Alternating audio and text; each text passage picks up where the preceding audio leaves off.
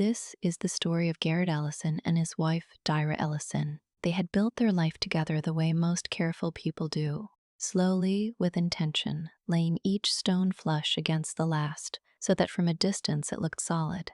Dyra had married into a family that operated on unspoken hierarchies, the kind that revealed themselves not in arguments, but in birthday cakes and seating arrangements, and who gets called first with good news. Garrett loved her genuinely, she had never doubted that, but love in his family was expressed through provision and proximity, not examination.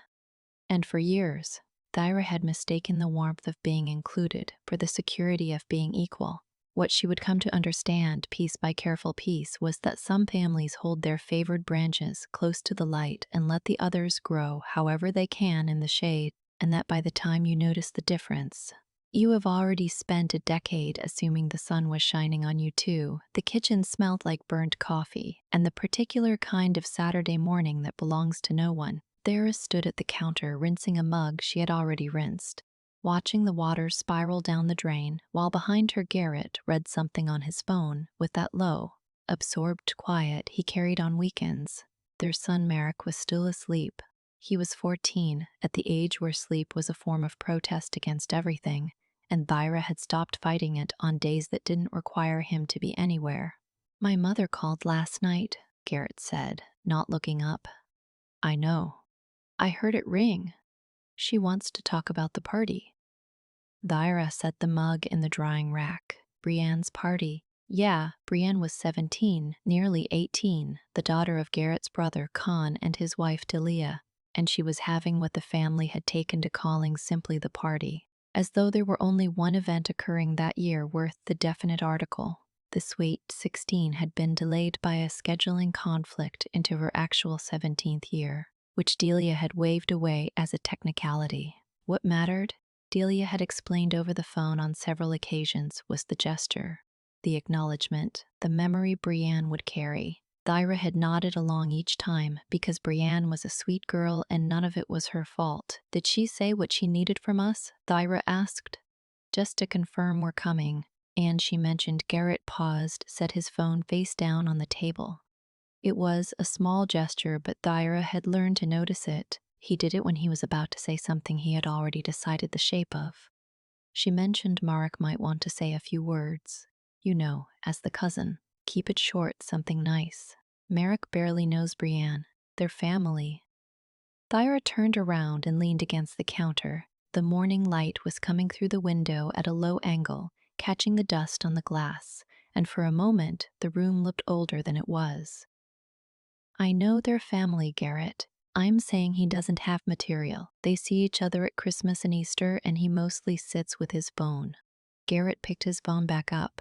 He can figure something out. That was the conversation. Not a fight, not even a disagreement technically. Just a small, familiar weight settling somewhere in Thyra's chest that she had no word for yet. The feeling of being asked to contribute to something you have not been fully invited into.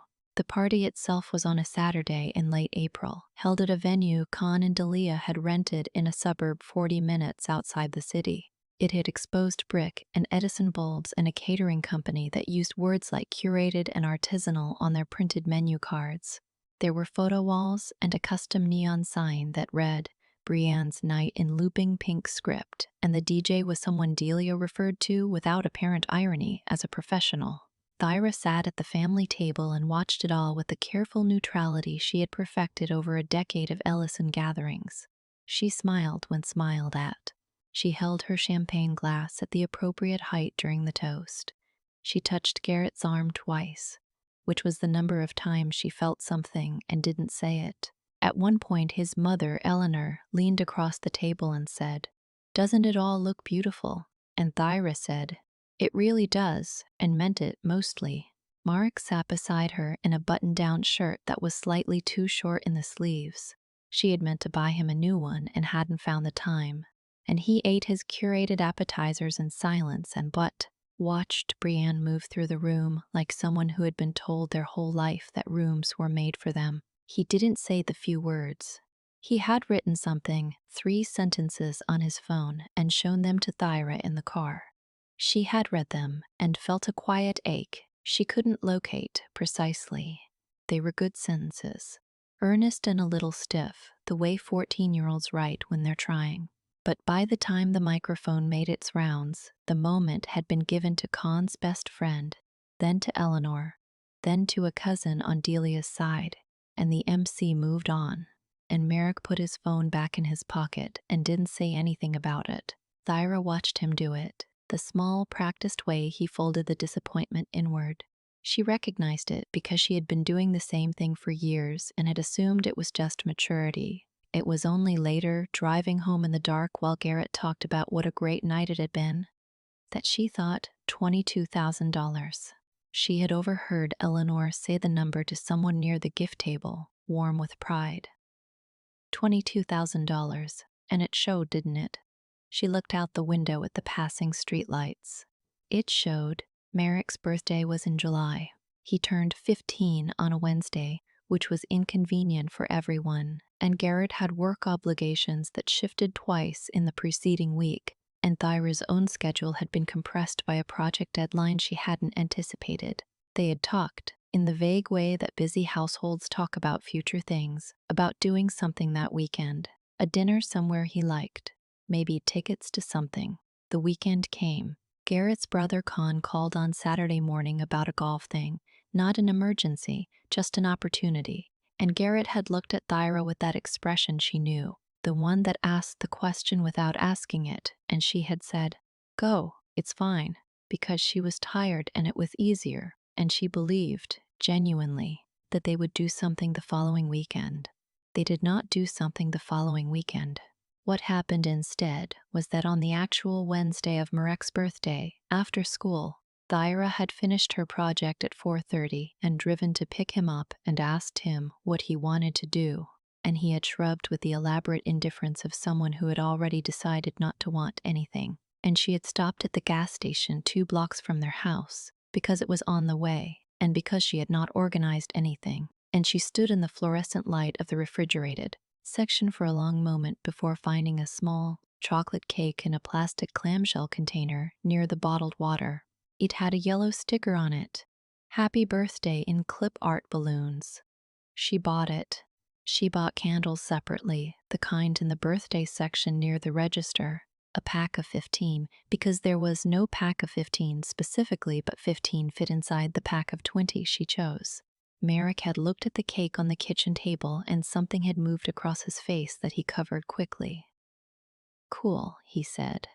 "We'll do the real thing this weekend," Thyra said. "Sure." She lit the candles. She sang, solo, because Garrett was not home yet and her voice was not made for solo singing, and Marek watched her with an expression that was somewhere between fond and something she couldn't read. And he blew out all 15 flames in one breath and said, "Good cake," after the first bite, and she believed him because it was easier. It was 3 days later that she found the photograph. Not found exactly. It appeared in her phone through the family group chat, posted by Eleanor with a string of heart emojis. A photo from Brienne's party that hadn't made the rounds yet. A candid one of Eleanor and Khan and Delia in a loose group near the neon sign. And someone, Delia probably, had written underneath it, "Can't believe we pulled it off. 22,000 and worth every penny for our girl." Thyra read it twice. Then she read the responses. Heart emojis from Garrett's aunt. A "so beautiful" from a cousin she barely knew. And from Garrett, sent at some point during his workday. She deserved it. Best night. She put her phone down on the couch cushion. She picked it back up. She looked at the photo of her son blowing out candles on a gas station cake, still in the camera roll from 3 days ago, and she thought about the word "deserved" and what it implied about who did and didn't. The room was quiet. Merrick was upstairs. The television in the corner was off, and in its dark screen, she could see a vague reflection of herself sitting very still, and she had the disorienting sensation of being watched, not by anyone in the house, but by something larger and more patient. The way you sometimes feel when you're about to understand something you've been avoiding. She almost said something out loud. It rose in her throat like an impulse, half-formed, something like, "I don't know, maybe someone out there gets it, maybe you should." And she stopped, shook her head once, because the thought felt strange and sideways, like a signal from somewhere outside the frequency of her regular thinking. Garrett came home at 7. She had dinner ready, not from effort but from habit, and they ate at the table and talked about ordinary things. And he mentioned that Con had texted about possibly doing a family trip that fall. And Ira said, "Where? Haven't decided. Maybe somewhere coastal." "That would be nice," she said. And she meant that too, mostly. But something had shifted, not dramatically, not in any way she could have pointed to if asked. Just the quiet recalibration that happens when you've been looking at something from one angle for a long time, and then, for no particular reason, you look from another. She didn't bring it up for 2 weeks. This was not strategy. It was more that she needed to know what she was saying before she said it, because Thyra had learned from her own mother, from years of watching conversations collapse under the weight of unsorted emotion, that there was a difference between having a feeling and having a point. She spent those 2 weeks looking at things she had not looked at directly before.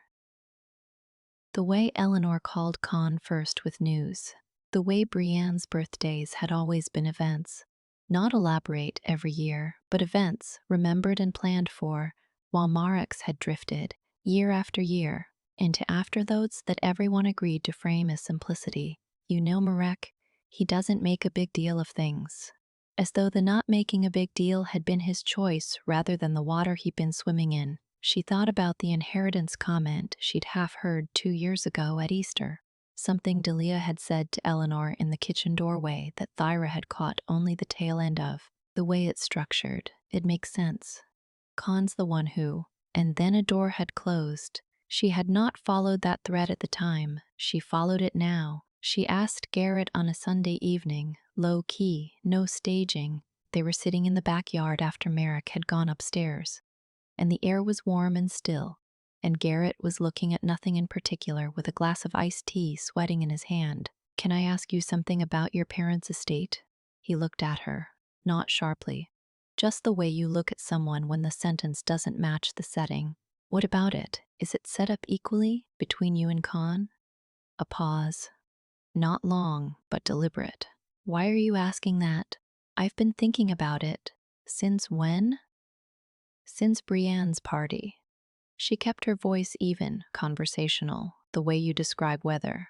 $22,000 for a party for Con's daughter. And Marek's birthday was 3 days later, and we gave him a gas station cake because nobody organized anything, including me. I'm not absolved in this, but I started wondering if the two things were connected. Garrett set down his iced tea. He looked at his hands. She watched him make a small decision. "It's not. It's more complicated than equal." "What does that mean?" "It means that the setup takes into account different things. Con has been more involved in my dad's business. The financial structure reflects that." He said it carefully, like someone reading from a document he had memorized. "And no one mentioned this to me." It's a family arrangement, Thyra. It predates us. We've been married 11 years. I know." She looked at the yard. The neighbor's cat was moving along the fence line with that boneless ease that cats have, indifferent to everything. "So when were you going to tell me?" "When your parents passed. When we were dividing things and I realized Marek wasn't in the same bracket as Brienne." "It's not about Marek. Everything is about Marek, Garrett. Every financial decision your family makes eventually involves what gets passed down, and apparently our branch," she let the word land carefully, "is not first in line." Garrett was quiet for a long time. She let him be quiet. She had learned that pressing him when he was thinking only made him defensive, and she didn't want a defense. She wanted him to hear himself. "I should have told you," he said finally. It was not quite an apology. It was more like an audit finding, accurate, flat, and limited. "Yes. I thought it would cause. I didn't want it to change how you felt about them." "Garrett." She turned to look at him. "How I feel about them has always been a response to how they treat us. I wasn't confused about that because you withheld information. I was just wrong about what the information was." He didn't answer. The cat disappeared over the fence. The night settled, I need to think, she said, and stood up and went inside, and that was the whole of it. No raised voices, no ultimatums, just the particular silence that follows when truth has been placed on a table without ceremony, and everyone is waiting to see what it does to the room. September came. The family trip to the coast happened. A rented house on the Carolina shore, a week of sunscreen and communal dinners, and Khan's kids running through rooms in sandy feet. Thyra went. She packed Merrick's things and made the drive and sat on the porch with a book and participated when participation was called for. Eleanor watched her at dinner one night with that particular maternal attentiveness that could mean warmth or surveillance, and later, washing dishes side by side, said, "You seem quieter than usual." "I'm relaxed," Thyra said. "This is what I look like relaxed." Eleanor laughed, genuinely, because she was not a cruel woman. That was the thing Thyra had to keep relearning. Eleanor loved them. She loved Thyra, probably in the distant, category-managed way she loved all the satellite members of her family. It was just that love, in Eleanor's understanding, moved through channels, through bloodlines and business decisions, and the unexamined logic of who had been around longest and who had proven themselves in the currency the family recognized. It wasn't malice. It was a kind of emotional bookkeeping done without ever acknowledging it was bookkeeping.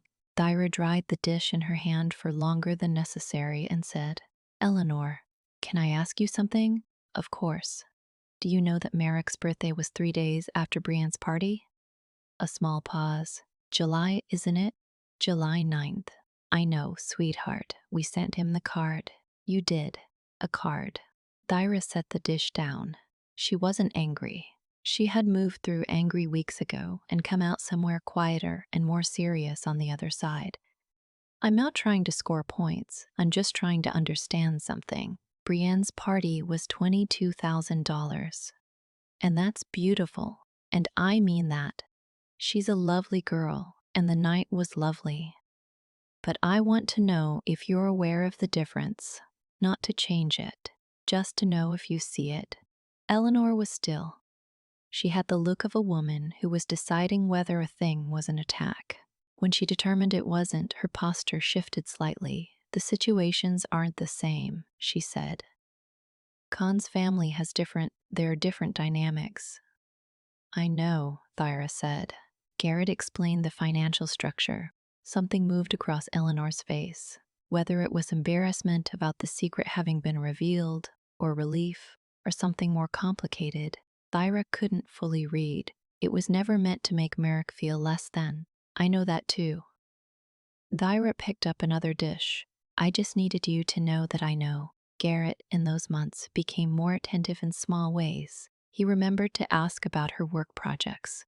He initiated dinners, twice, at places she had mentioned wanting to try. He was doing what good men do when they realize they have been negligent and don't know how to address it directly. He performed proximity. She let him, not as forgiveness exactly, but as acknowledgement that he was trying, and trying was not nothing. What she could not let go of, and did not try to, was the knowledge itself. The estate structure, the $22,000. The way Merrick had folded his 3 careful birthday sentences back into his phone and not mentioned it again. These things lived in her now like furniture she had rearranged. The room was the same, but her body remembered the old positions, and she kept reaching for armrests that were no longer there.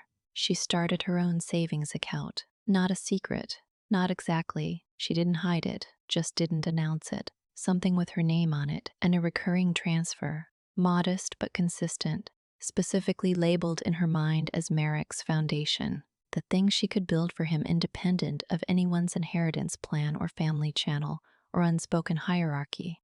She told Marek one afternoon in October, driving home from his soccer practice, casual and simple. "I'm putting money away for you, for when you're older. Nothing dramatic, just something that's yours." He looked at her from the passenger seat. "Why are you telling me?" "Because you should know someone is." He was quiet for a moment. Then, "Thanks, Mom." She nodded, kept driving. The road was orange in the late afternoon light. And for the first time in months, she felt something that was not quite peace, but was in the same neighborhood. The particular solidity of having acted in accordance with what she actually believed. The Christmas gathering that year was at Con and Delia's house, which it was every other year, and Thyra arrived with a bottle of wine she had chosen carefully and a pleasant expression she had chosen the same way. The house was warm and smelled like cinnamon and pine, and Brienne moved through the rooms with the easy comfort of someone at home in every room they enter. And Merrick sat with his cousins at the kids' table, which was no longer called the kids' table but functioned as one. And Thyra watched him be fine. He was fine. He was a resilient kid with a good instinct for reading rooms and adapting without complaint, and this was sometimes a beautiful quality and sometimes, she thought, a symptom of having learned early that complaining didn't move anything. After dinner, Eleanor stood and made a toast, the kind she made every year that moved through gratitude and family and the passage of time. It was genuinely lovely. She had a gift for these moments, a warmth that was real even when the structure beneath it was uneven. And to our grandchildren, Eleanor said, lifting her glass, her eyes moving around the table, every one of them, the best part of everything we've built. There was a pause, brief, possibly meaningless, and then her gaze settled on Brienne the same way it always did, like a compass returning to north. Thyra looked at Merrick. He was looking at his plate. Whether he had noticed the pause, she couldn't tell. He picked up his fork and ate a bite of something and then glanced up and caught her watching him. And he gave her a small, puzzled smile, the one that said, "Why are you looking at me like that?"